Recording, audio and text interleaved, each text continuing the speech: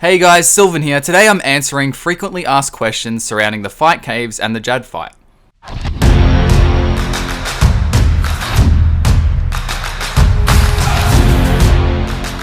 These are the questions I get asked quite often, so I'd like to answer them for everybody all at once so nobody misses out because they can't get a straight answer from Reddit or they're too afraid to ask. I'll also be responding to every single comment like I always do on this video, on my Discord, or in-game. So, if you still have a question, please do not hesitate to ask.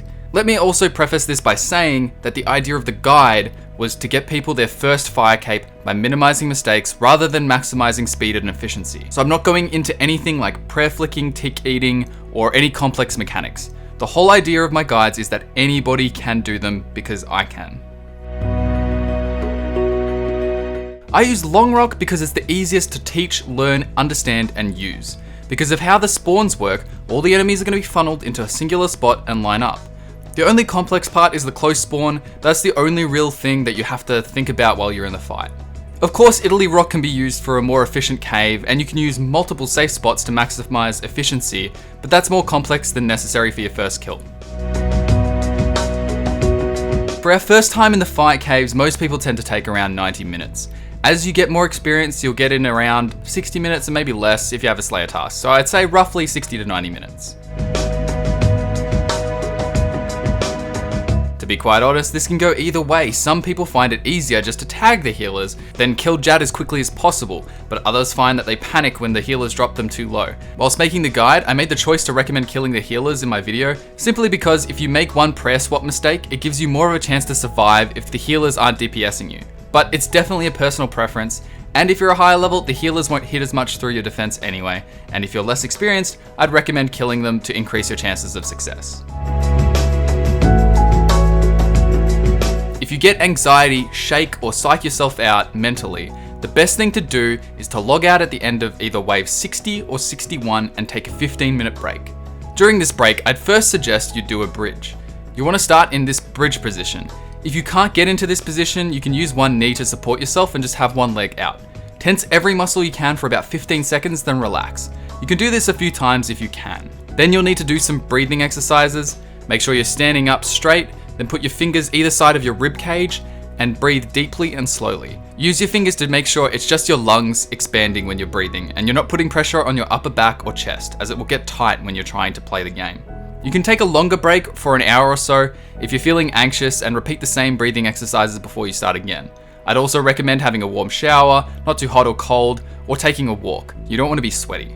Once you're ready to go, make sure your surroundings aren't too hot or cold if possible, and make sure your hands and feet are warm, but your core isn't hot.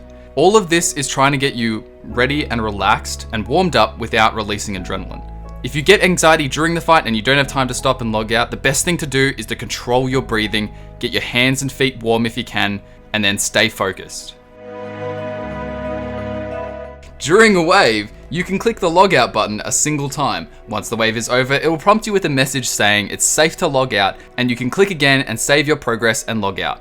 Don't log out any other way, otherwise you'll lose your progress. You lose nothing and you're kicked outside of the cave. I can't check 100% because I'm not an Iron Man, by the way, but it's been confirmed by quite a few people that I've played with and some of my friends that you don't lose your hardcore Iron Man status. Oh wow, cool, that's really cool. I'm so glad you got a Jad pet, that's so cool. I just didn't want one.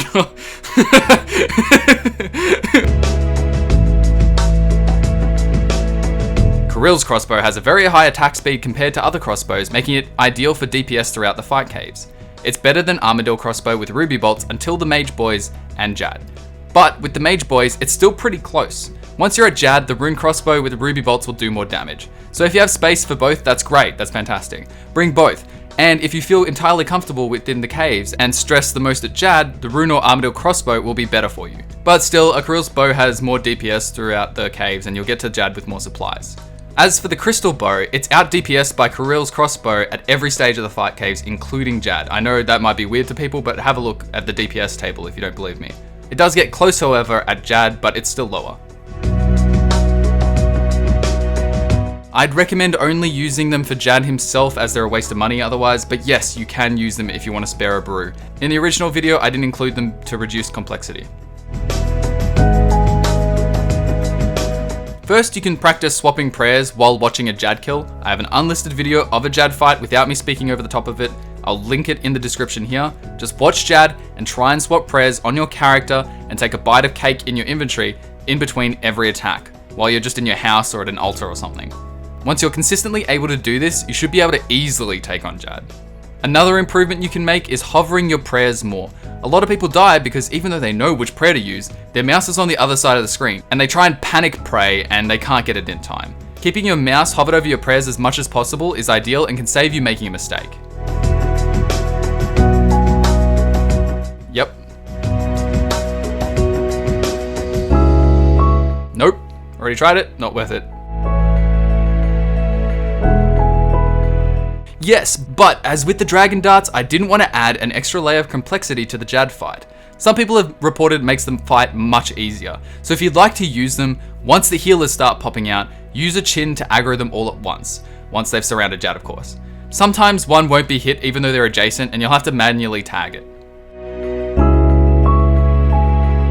With a blowpipe, heal off the range or chubby boys, and with Guthans or a Sarah Godsword, heal off the melee boys with protect from melee or chubby boys.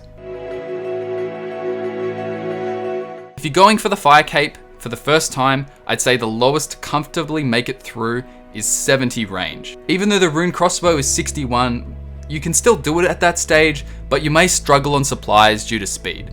So I definitely recommend the 70 mark, but you can easily do it with 61 and you just might struggle a little. If you're prayer flicking, tick eating, and you understand the mechanics of the fight cave a lot more, where the spawns are and that kind of stuff, and you don't mind spending a lot of time in the cave, you can do it at a much lower level. I'm not really sure of the absolute minimum. It's just something I would definitely not recommend for a new player trying to get a fire cape. So thanks for watching. Hopefully I've answered all your questions and you're able to get your fire cape. If you have any further questions, message me here, Discord or in game. I respond to everybody every time. See you next week. Bye.